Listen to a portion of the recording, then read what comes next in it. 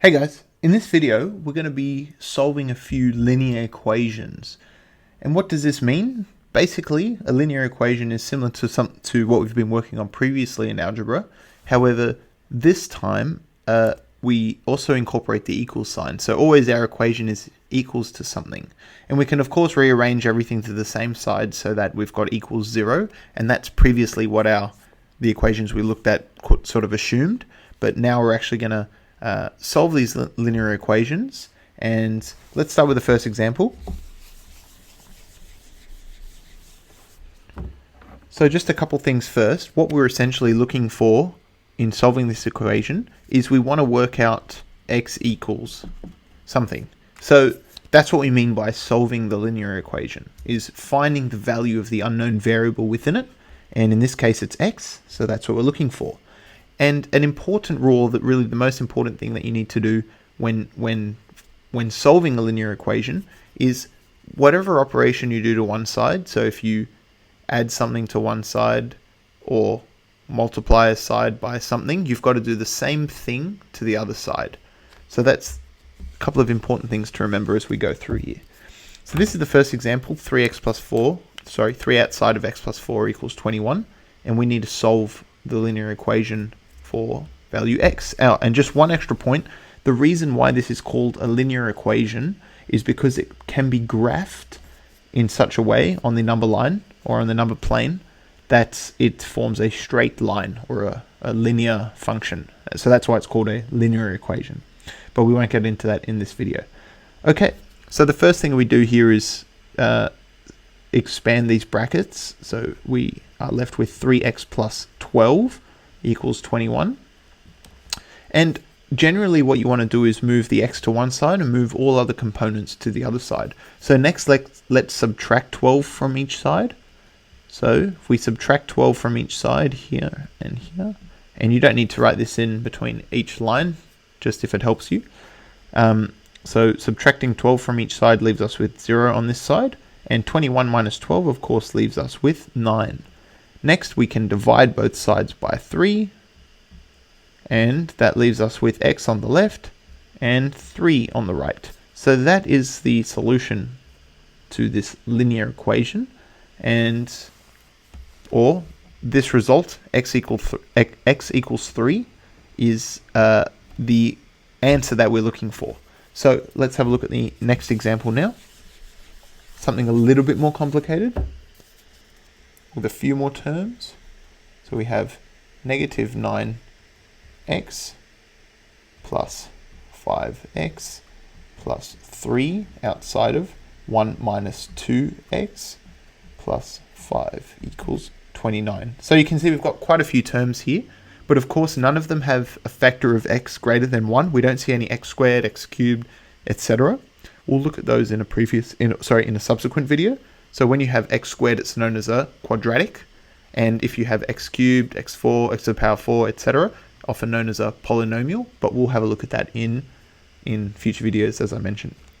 So let's work through this from left to right. First, we've got a couple of like terms on the left. Negative 9x plus 5x. We can combine those together. Oops. And of course, you can't write equals straight away on the next line because you've already got an equals within your equation here. So negative 9 plus 5, negative 4. So negative 4x, and then let's expand these brackets here. Plus 3 minus 6x plus 5 equals 29. And now let's collect like terms again. We've got negative 4x, negative 6x is going to give us negative 10x. And positive 3 plus 5 gives us plus 8.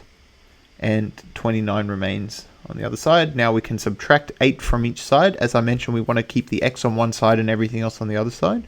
So we can have negative 10x equals 29 minus 8 is 21. And of course, the last step is to divide by negative 10 on both sides. So that leaves us with our solution, which is x equals negative 21 over 10. Or negative 2.1. Whether you leave this as a fraction or convert to a decimal is up to you. If it's irrational and can't be represented, not irrational, if it's a repeating decimal, then you probably want to leave it in the form of a fraction. Whatever's simplest, honestly. If it comes out as a whole number, obviously convert it to that. So that's the second example. And let's have a look at one more example, which is a little bit more complex now. That's going to be 3 over 2x plus 1 is equal to negative x over 3. And this is a little bit more complex because we've, of course, got a fraction in there now as well. So we need to start using some other techniques to remove the fraction. So the first thing that we can do here is we can rewrite this component here as 3 on 2x plus 2 over 2. And the reason why we've done that is because if you remember back to our operations for algebraic fractions, we can combine two fractions into a single term when they have the same denominator. So let's just leave the right hand side as is for the moment. And this lets us do this, 3x plus 2 all over 2 equals negative x over 3. So that's what that lets us do at the moment. And the next step is to get both sides all in terms of the same denominator. So there's a technique here called cross multiplication that we can do.